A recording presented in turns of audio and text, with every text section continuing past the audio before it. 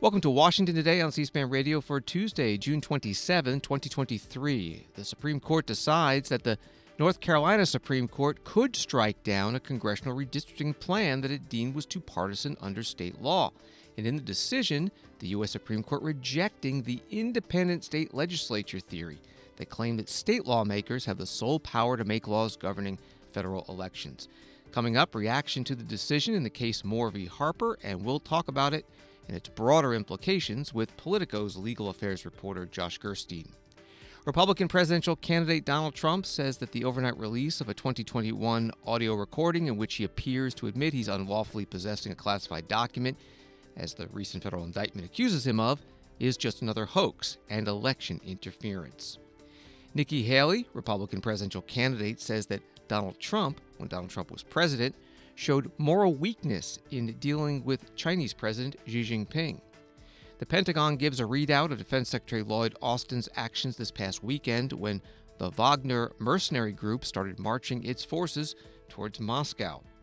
As Russian President Vladimir Putin today making speeches designed to show he's firmly in control now that the Wagner threat has passed and its leader is in exile in Belarus. A story from NBC News. The Supreme Court on Tuesday declined to impose new limits on state courts reviewing certain election-related issues by ruling against Republicans in North Carolina fighting for a congressional district map that would have heavily favored their candidates. The justices ruled in a 6-3 vote that the North Carolina Supreme Court was acting within its authority in concluding that the map constituted a partisan gerrymander under the state constitution. In doing so, the court declined to embrace a broad version of an obscure legal argument called the independent legislature theory, which Republicans say limits the authority of state courts to strike down certain election laws enacted by state legislatures. They're reporting from NBC News. Congresswoman Deborah Ross, Democrat from North Carolina, reacted in an interview on Spectrum News. The ruling tracks our system of government, protects the people, and does not allow a state legislature to act like the king. I mean, we fought a war, the Revolutionary War, to stay away from somebody who would hoard power at the expense of the people. And that's exactly what the independent state legislature theory would do. And 6 of our 9 justices saw right through it. Congresswoman Deborah Ross, Democrat from North Carolina, interviewed on Spectrum News. Neil Katyal is a former U.S. Solicitor General. He was the attorney arguing on behalf of the defendants in this case, and he was interviewed today by MSNBC. I could not be more pleased. The decision's just come down a few minutes ago, and so we're all still studying it, but it looks like a clean win and a vindication for my client Common Cause's position, which was that, over 200 plus years, no one has read the Constitution the way that the Republican National Committee wanted to read it here.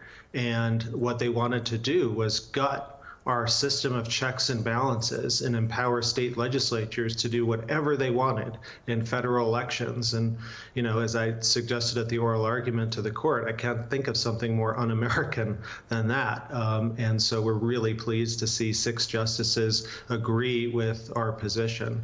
And the decision was written by the Chief Justice. I think it's a reflection of him looking at the issues and saying, yeah, it can't possibly be what the challengers are saying it is here. Neil Katyal, one of the attorneys arguing the Supreme Court case Moore v. Harper, decided today. Moore is Tim Moore, Republican Speaker of the North Carolina House of Representatives, and he was interviewed by WNCN-TV in Raleigh about the decision. And it sounds like they make the essential gist of their argument is that state courts are permitted to rule on questions under state law, even if it has an impact on federal elections law. And that's been, an untested area of law, so the U.S. Supreme Court has spoken. I will tell you in terms of the significance of where we see it affecting North Carolina, that fortunately, our current state Supreme Court cleaned up what we thought was very bad precedent from the prior Supreme Court, reaffirming under state law the right of the North Carolina General Assembly to make decisions when it comes to redistricting and other election law. So I guess at the end of the day, kind of like I predicted before we ever had this, it probably wouldn't have much of an effect because our state Supreme Court had already ruled. Obviously, would have liked to have just had an outright win before the U.S. Supreme Court, but under the circumstances, we think it's a push at best. North Carolina House Speaker Tim Moore on WNCN TV. A closer look now at the Supreme Court's decision in Moore v. Harper. Joining us on the phone is Josh Gerstein, senior legal affairs reporter with Politico. Thanks for being with us. You write that the Supreme Court's rejection of this independent state legislature theory dealing with election laws is a major decision that turns away a conservative push to empower state legislatures. How so? Well, up to this point, we've seen something of a check on state legislatures' power, especially in federal elections, through state Supreme Courts. State legislatures in many states are under Republican control. It seems to be an area where they have more success maintaining sort of a permanent majority in many states than the Democrats do. And this effort by conservatives was really aimed at emboldening and empowering state legislatures to dictate sort of every level of election rules and laws, from where polling places could be and how many days there would be and how ballots are tabulated, potentially even going all the way up to legislatures deciding the outcome of ballot disputes, or perhaps in some cases setting aside is sort of the maximal theory here would allow a legislature to set aside a vote, say that it was corrupt in some way or rigged, as one of our former presidents often says, and substitute their own judgment for what was decided on the ballot box, with state courts basically having little or no control over that outcome. And so that's what some conservative legal activists were looking for an outcome from the Supreme Court, and they did not get that. The decision says that state courts have an oversight role. Does the decision say how far that role goes? Well, it doesn't really explain, what kind of case would be too far for state courts to go. They sort of refer to ordinary standards, ordinary exercise of state judicial review. It's pretty clear that some members of the U.S. Supreme Court are not comfortable with the idea that state Supreme Courts might sort of wing it and take the outlines of provisions, say, in a state constitution and say, well, we divine from this that our elections should or shouldn't be handled this way. The example in question that was at the U.S. Supreme Court had to do with North Carolina and a state Supreme Court ruling that found that their constitution forbade partisan gerrymandering. And so the question earlier in the case was, does their constitution, can it really fairly be read to forbid partisan gerrymandering? In most situations, a state Supreme Court's ruling on something like that would be the final decision. But here, because of the role of the U.S. Constitution and some language in there saying that the decisions of state legislatures need to be respected, this issue did come up sort of separate from that of whether there is a role even for the courts in trying to assess what state legislatures do in connection with elections. We're talking with Politico reporter Josh Gerstein. It was a 6-3 opinion. Was this along the conventional conservative-liberal divide that we normally look at in 6-3?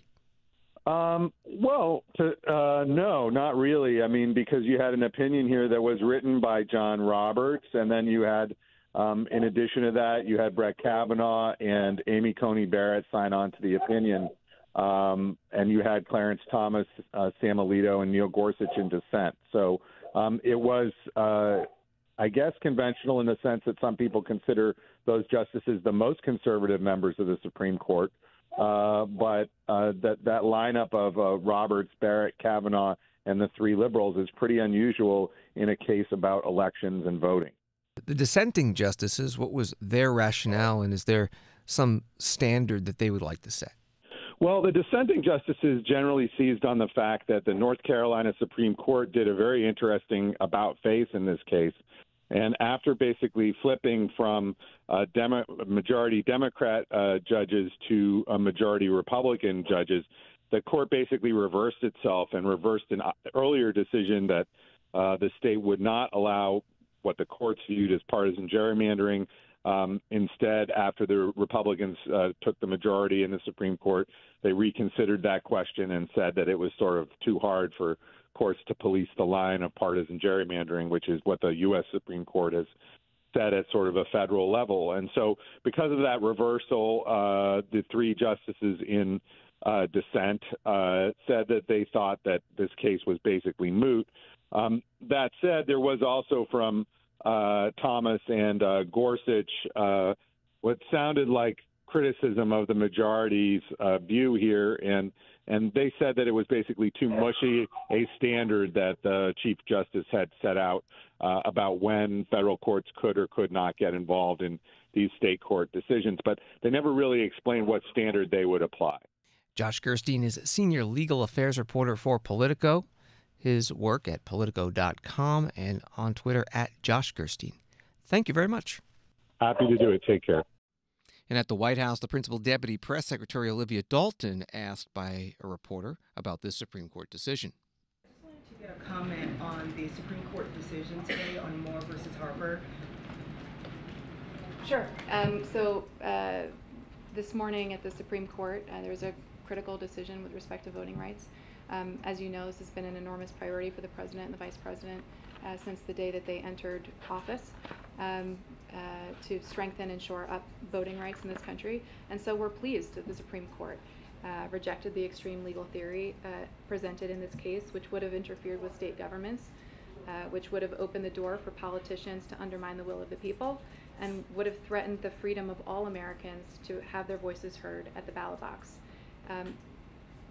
Again, as you just heard me say, the President and the Vice President have made this a significant priority since they first entered office, and they will continue to fight to make sure that, to urge Congress to pass critical voting rights legislation in Congress as we go forward to ensure there are fair congressional maps and that people have access to the ballot box. Olivia Dalton is the White House Principal Deputy Press Secretary with reporters in the White House briefing room, her first time, by the way, doing a solo news conference. This is Washington Today. Former President Donald Trump, a 2024 Republican presidential candidate, responding to the audio recording of a 2021 meeting he had in which he discussed and showed secret documents to visitors who presumably did not have security clearances, including one dealing with a potential attack on Iran out of the Defense Department. This recording is cited as evidence in Special Counsel Jack Smith's indictment of Donald Trump over alleged mishandling of classified information. We'll hear Donald Trump's reaction today in just a minute, but here is part of that recording, first aired Monday night on CNN. This totally wins my case, you know. Mm-hmm. Except it is like highly confidential, secret. This is secret information. But look at this. You attack, and Hillary would print that out all the time, you know. She'd send it to Anthony Weiner, the pervert. By the way, isn't that incredible? Yeah. I was just saying, because we were talking about it, and he said he wanted to attack Iran and what? These are the papers. This was done by the military, given to me. I think we can probably, right? I don't know. We'll have to see. Yeah, we'll have to try to declassify. Figure out See, as president, I could have declassified it. Now I can't, you know, but this is classified. Now we have a problem. Isn't that interesting? Yeah. It's so cool. Recording of Donald Trump and others in 2021 at his golf club in Bedminster, New Jersey, aired Monday night, first on CNN. Donald Trump asked today about that tape in an interview with Fox News Digital. And I said it very clearly. I had a whole desk full of lots of papers and mostly newspaper articles, copies of magazines, copies of different plans, copies of stories having to do with many, many subjects. And what was said was absolutely fine and very, very perfectly. We did nothing wrong. This is a whole hoax. This is just like the Russia deal. This is like the fake dossier. The dossier was a fake. It's all been a big fake. Ukraine. We went through these things ad nauseum, and this is 7 years of this stuff, and now this one. and the one who's done it wrong is Biden. He has 850 boxes all over the place. Nobody even knows where they are. He's got many boxes in Chinatown, D.C. What are they doing there? And he's accepting money from China. He's got boxes all over the place. I'm covered by the Presidential Records Act. I'm covered also by the Clinton Sox case. It's a very important case. It's law. And we did absolutely nothing wrong. This is just another hoax. It's called, I would say, election interference more than anything else. It's a disgrace that they can do it. Next question. But everything was fine. We did nothing wrong, and everybody knows it. You're not concerned then with your own voice on those recordings? My voice was fine. What did I say wrong on those recordings? I didn't even see the recording. All I know is I did nothing wrong. We had a lot of papers stacked up. In fact, you could hear the rustle of the paper, and nobody said I did anything wrong, other than the fake news, which of course is Fox too. Are there any other recordings that we should be concerned of? I don't know of any concerned with, because I don't do things wrong. I do things right. I'm a legitimate person. I'm not like Biden that gets hundreds of millions of dollars from people and countries and says, we won't give $1 billion, but you got to get rid of the prosecutor. And then guys like you don't do anything about it because nothing happens. No, we do things right, so I don't care about any recordings. Former President Donald Trump, Republican presidential candidate in 2024, interviewed today by Fox News Digital in New Hampshire. The former president was there for a speech at the New Hampshire Federation of Republican Women Luncheon in Concord. New Hampshire will be hosting the first Republican presidential primary in early 2024. A judge today delayed again the arraignment of Walt Nauta, the personal aide to Donald Trump, who was also indicted in the classified documents case brought by special counsel Jack Smith, and this time because Walt Nauta had not yet hired a lawyer who is licensed to practice in Florida. The judge set a new arraignment date for July 6th. Story from UPI, an investigation by the Democrat-led Senate Homeland Security Committee has concluded that federal law enforcement agencies brushed aside numerous warnings about the potential for violence in the days leading up to the deadly January 6, 2021 riot at the U.S. Capitol. Senator Gary Peters, Democrat from Michigan, the committee chair, said what was shocking is that this attack was essentially planned in plain sight in social media, and yet it seemed as if our intelligence agencies completely dropped the ball. That reporting from United Press International. U.S. House Speaker Kevin McCarthy says he does not know if Donald Trump is the strongest Republican candidate to run against President Biden in 2024. That's the word that Speaker McCarthy used in an interview today on CNBC. So Trump's been indicted. His poll numbers are going up, so primary voters like him. If he wins the primary, do you think he can win the general? And is it good for the Republican Party if Donald Trump is the nominee? Look. And then I want to get to Biden and his malarkey defense and all that stuff, too. Can Trump beat Biden? Yes, he can beat Biden. Is that a good thing for the Republican Party if Donald Trump is the Republicans get to select their nominee. I think if you want to go sheer policy to policy, it's not good for Republicans. It's good for America. Trump's policies are better, straightforward than Biden's. It makes it complicated if he's got all these trials and all this stuff overhanging. It makes it complicated. It also helps him when. But do you think he could win an election? Could he win an election? Can he win that election? Yeah, he can. You think he can? The question is he the strongest to win the election? I don't know that answer. But can anybody beat Biden? Yeah, anybody can beat Biden. Can Biden beat other people? Yes, Biden can beat him. It's on any given day. House Speaker Kevin McCarthy, Republican from California, interviewed on CNBC. An article on that news site has this: the remarks on CNBC offered a rare lapse in Speaker McCarthy's usually firm posture of support for Donald Trump. Speaker McCarthy leads a narrow House Republican majority that includes sizable factions loyal to the former president. Nikki Haley, another Republican presidential candidate, former South Carolina governor and former U.S. ambassador to the UN in the Trump administration, today criticized Donald Trump and President Biden's handling of U.S. relations with China. She spoke at the American Enterprise Institute in Washington, D.C., calling China the greatest threat to American security and prosperity by far. President Trump was almost singularly focused on our trade relationship with China. He was right about our trade abuses. It was and still is a critical issue. But Trump did too little about the rest of the Chinese threat. He did not put us on a stronger military foothold in Asia. He did not stop the flow of American technology and investment into the Chinese military. He did not effectively rally our allies against the Chinese threat. Even the trade deal he signed came up short when China predictably failed to live up to its commitments. He also showed moral weakness. In his zeal to befriend President Xi, Trump congratulated the Communist Party on its 70th anniversary of conquering China.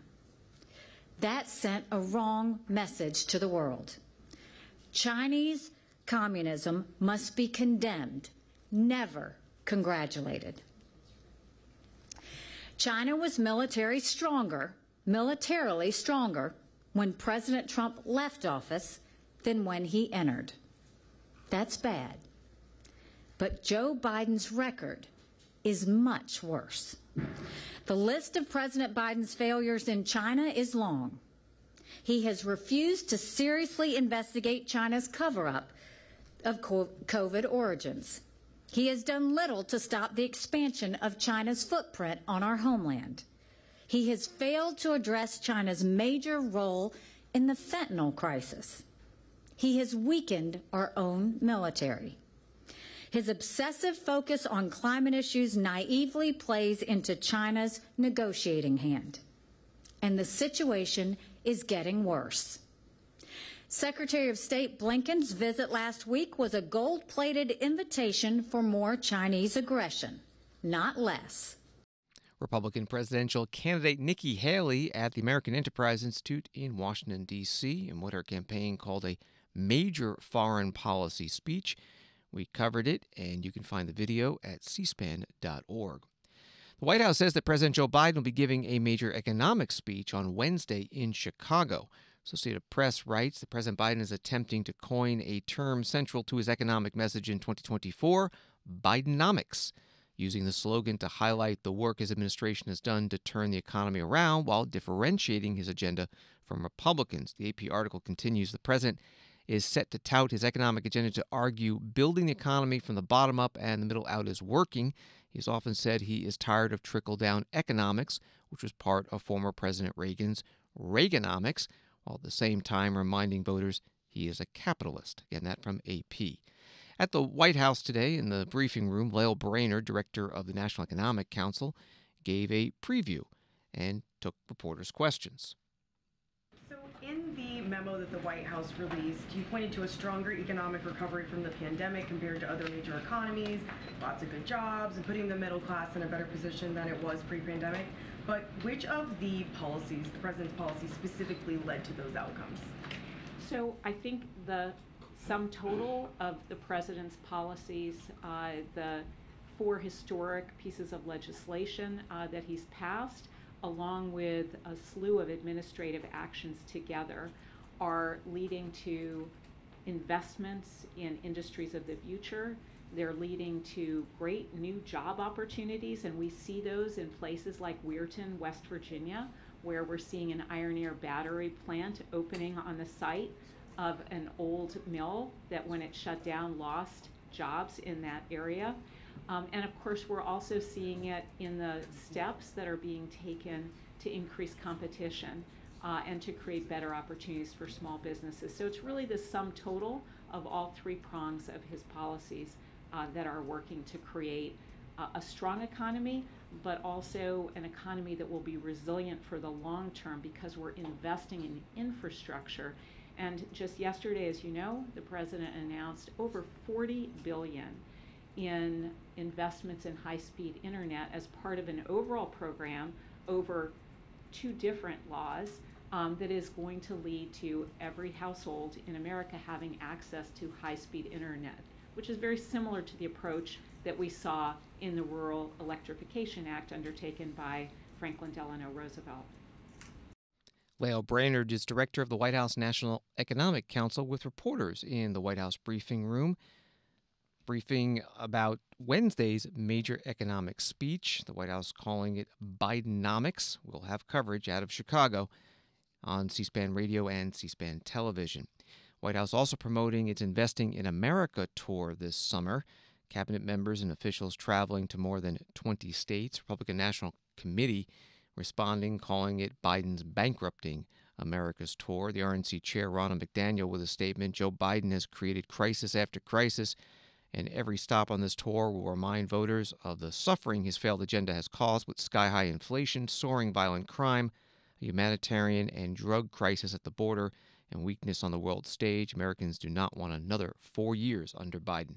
That from the RNC chair, Ronna McDaniel. On Wall Street today, the Dow up 212, NASDAQ up 219, S&P up 49. AAA expects Americans to set a travel record over the 4th of July weekend. They say that 50.7 million people will travel 50 miles or more.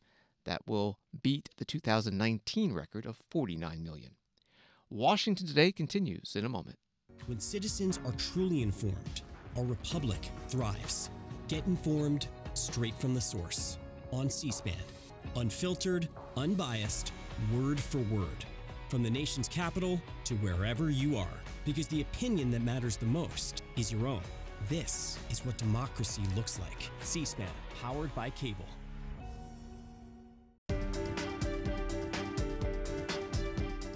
Welcome back to Washington Today, available as a podcast wherever you get your podcasts and on the C-SPAN Now mobile app.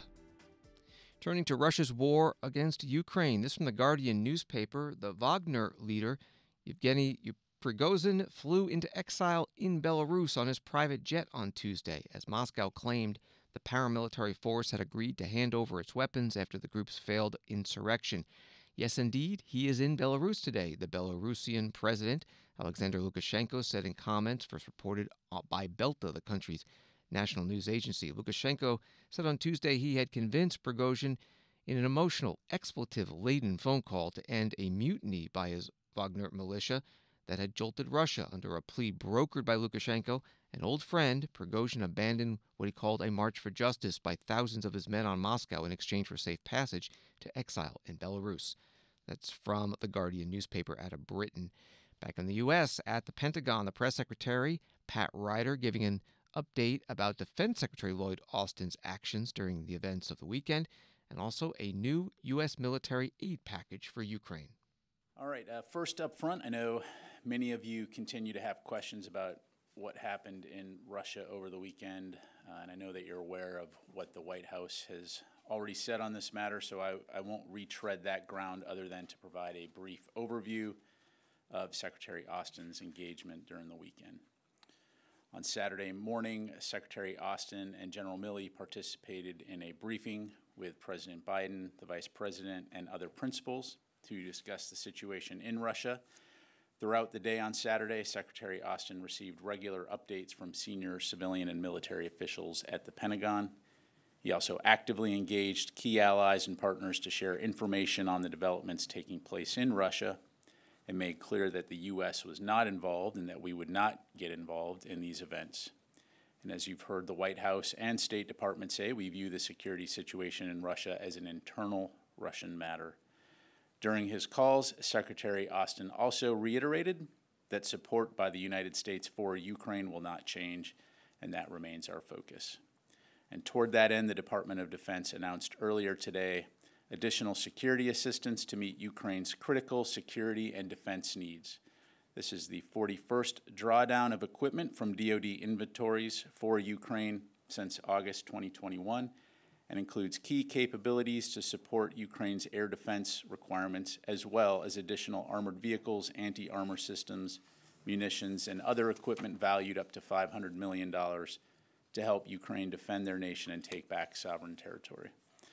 And as we have since the beginning of Russia's illegal and unprovoked invasion, the U.S. will continue to work with our allies and partners to provide Ukraine with capabilities to meet its immediate battlefield needs and longer-term security assistance requirements. Additional details regarding the PDA are currently available on the DoD website. The Pentagon Press Secretary Pat Ryder, also an Air Force Brigadier General, with reporters in the Pentagon briefing room after his opening statement, which covered some additional topics. He turned to the reporters who asked him about the fallout from the Wagner Group's brief revolt in Russia. start with AP Tarka. Thanks, General Ryder. In the aftermath of this weekend's revolt, what is the building's assessment on Putin's hold to power? Has he been destabilized? And regarding the aid packages to Ukraine, well, you said there's been no change in U.S. support. Were there any considerations underway that this might have been an optimal time to increase military support to Ukraine so they could capitalize on this event? Yeah, sure. On your first question, as I highlighted at the top, the security situation inside Russia is really an internal Russian matter, so I'm not going to have any comments, nor am I going to speculate on that. As it relates to Ukraine, the war there continues. Russia's illegal occupation continues. And so we are not going to lose sight of that fact, and we're going to continue to work closely with them to provide them with the kinds of capabilities that they need to execute the operation that they planned and that they're conducting. In today's PDA, you see important capabilities that contribute to that effort. As their troops make contact with Russian forces and encounter Russian defenses, clearly there will be equipment that is damaged. There will be requirements to help them sustain the fight. And so you see things like ammunition, additional armored capabilities, capability that can be employed in breaching operations. But the bigger point here being is that regardless of the situation, the security situation inside of Russia, again, which is an internal matter for them to address, we're going to stay focused on giving Ukraine what they need to be successful in defending their country and taking back sovereign territory. But were there any considerations inside the building to perhaps give Ukraine more so that they could take advantage of this particular unstable moment? Again, when you look at the situation over the weekend, as I highlighted, our focus was on communicating with our allies and our partners to make sure that we had a thorough understanding of what was happening. But when it comes to Ukraine, we're going to continue to take the same approach that we've been taking. The Pentagon Press Secretary, Brigadier General Pat Ryder, with reporters in the Pentagon briefing room. A story from CNN: Russian missiles struck the busy city center of the eastern Ukrainian city of Kramatorsk and a nearby village on Tuesday, killing at least 2 people and injuring dozens, according to local officials. Ukraine's Minister of Internal Affairs said on Telegram Russia deliberately targeted crowded areas. Robert Zoellick, former U.S. Deputy Secretary of State in the George W. Bush administration, has known Russian President Vladimir Putin for a long time. Robert Zoellick was interviewed today by Washington Post reporter David Lynch. Wake of the abortive mutiny by the paramilitary Wagner Group, how have the extraordinary events of the last few days affected your assessment of Russia's internal stability and Vladimir Putin's chances of remaining in power? Well, maybe I should start with some personal association, David. I actually first met Putin, I believe, in 1992 when I was working with Secretary Baker at the end of the Cold War. And Putin was a deputy mayor to a reformist Mayor Sobchak in St. Petersburg. And then I worked with him on various occasions about trade and other topics. And in 2010, we actually hosted a summit in St. Petersburg to try to save the 3,500 tigers left in the world. So I've had a fair amount of exposure to Putin. And I guess, number one, he's a cold, hard man. He's a KGB officer. But one other perspective that I think he also shares with Xi Jinping, actually, is this is a man whose world was turned upside down with the end of the Soviet Union. And he almost fell to the bottom. He climbed his way back up. And I think one should be aware that he's not going to go down again without a pretty strong fight. The other aspect was when I was with him in St. Petersburg, actually, I tried to reach out to him a little bit by talking about Russian history, because I knew he had an interest in Russian history. And I think actually he had to correct me on Alexander I and Alexander II in historical terms. But this is how he sees Ukraine. He sees Ukraine in the sense of it's his view, it's always been part of Russia. He criticizes Lenin for ever making it a republic during the early communist period. He believes it's part of the Russian heartland. And therefore, I think one has to understand this is a man who's not going to yield easily. So going back to the sort of recent events, I think what is surprising to me, at least, was the fact that Russian domestic intelligence didn't warn things more quickly. There wasn't more of a information sort of response on the part of Putin. And anytime that you've got troops marching towards Moscow is obviously a signal of weakness. The fact that Putin refers to the 1917 revolution, again, another historical point, kind of shows how serious he thought this matter was. And the fact that you had Lukashenko, the Belarusian sort of president, mediating, suggests that this is a process where it hasn't played out. Putin's mystique has been affected, and Putin's sense of total power has been obviously undermined. The jackals will be circling, but I think you better expect this man will bite back. Robert Zoellick, Deputy Secretary of State in the George W. Bush administration, taking part in a Washington Post interview. He was also former World Bank president from 2007 through 11, and in this interview he talked about what it will take to rebuild Ukraine once the war is over. C-SPAN covered it all. It can be found at cspan.org. A New York Times article reads, during a mercenaries' day-long mutiny against Russia's military, President Vladimir V. Putin appeared just once, vowing decisive actions to take on a betrayal of our people. After the 5-minute address, Mr. Putin was out of sight again, leaving Russians to wonder about their president's absence amid the most dramatic challenge to his rule in 23 years. But the Kremlin's image machine shifted into action on Tuesday, with Mr. Putin suddenly making televised speeches in an attempt to rewrite the story about what happened and assure the Russian public that he is still pulling the levers of power, whether people can see him or not. That from the New York Times. One of the speeches today in Moscow was a thank you to the military and security personnel who protected the city. Today, here, on the historical cathedral square of the Moscow Kremlin,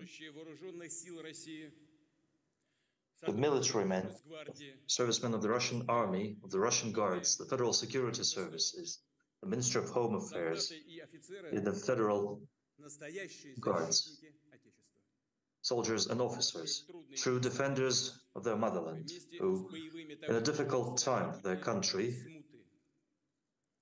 stood in the way of a mutiny, the result of which inevitably would have been chaos.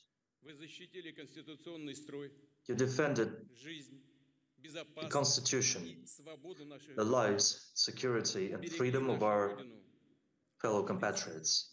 You saved our country from turmoil. Essentially, you stopped a civil war. In a difficult situation, you acted precisely, proving in action your devotion to the people of Russia and loyalty to your oath. You showed responsibility for your motherland and its future. President Putin in Moscow, that audio and the interpretation from RT.com, the Russian government-funded news site. President Putin also saying today that the Russian government entirely funded the Wagner mercenary group to the tune of 86 billion rubles, about $1 billion over the past year. This despite President Putin previously saying that the Russian government had no involvement with this private organization. The U.S. ambassador to Israel, Thomas Nides, is leaving his position next month after a year and a half. Today he was interviewed by the Jewish Democratic Council of America and asked about the ongoing work to find a permanent peace solution between the Israelis and the Palestinians. Mr. Ambassador, it seems like a dim prospect in the near or the medium term, but I'd like to ask you what measures can and has the United States taken to encourage the Israelis and the Palestinians to preserve their prospects for a two-state solution? It's definitely, without question, the most vexing issue I deal with every day. You know, I wish I had like this great answer for you that was just like this beautiful thing that was going to happen. I said at my hearing a few years ago, and I've said in almost every speech, you sort of can't want peace more than the parties want peace. That's one. But in the meantime, we can keep pushing the Israelis and pushing the Palestinians.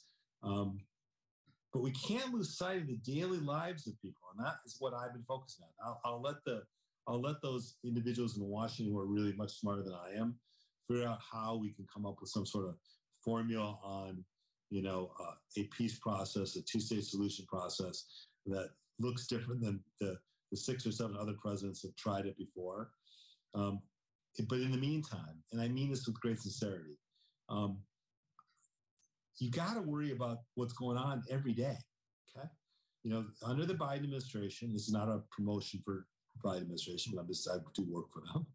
We now are doing between $400 and $500 million of money directly to the Palestinian people, not to the PA. We can't because of the Taylor-Force Act, which is right. It's a right law to be in place because of the terrible actions of the pay to slave program. But the reality is we are probably the single largest contributor to the health and education and to the betterment of the Palestinian people, which I think is important. We are focused every day at trying to calm things down. It's not simple. Every day I'm in discussions with the Prime Minister's office, trying to get them not to do things. As you know, this wasn't always just with Netanyahu. I've also had these conversations with other prime ministers as well. So I think it is, we got to keep a vision. This administration is for a two-state solution on the boards, 6, 7 boards, which we talked about before. That's how we've always articulated our position. But in the meantime, we have to also focus on the daily lives of the people that live there and make sure they have the opportunities that they need to live productive lives. U.S. Ambassador to Israel Thomas Nides in a virtual conversation with the Jewish Democratic Council of America. Thomas Nides plans to step down from his post next month. A story at Axios.com. The Biden administration notified Israel 2 weeks ago that it is reimposing a ban that prohibits U.S. taxpayer funding from being used in any research and development or scientific cooperation projects conducted in Israeli settlements in the occupied West Bank, according to 3 U.S. and Israeli officials. The Biden administration decision reverses a Trump administration policy from late 2020 that allowed U.S. taxpayer funding to be used for science and technology projects in the settlements for the first time since 1967. That from Axios. Thanks for listening to Washington Today. Sign up for C-SPAN's evening newsletter word for word to get the stories Washington is talking about sent to your inbox every day. Subscribe at c-span.org/connect. Have a good night.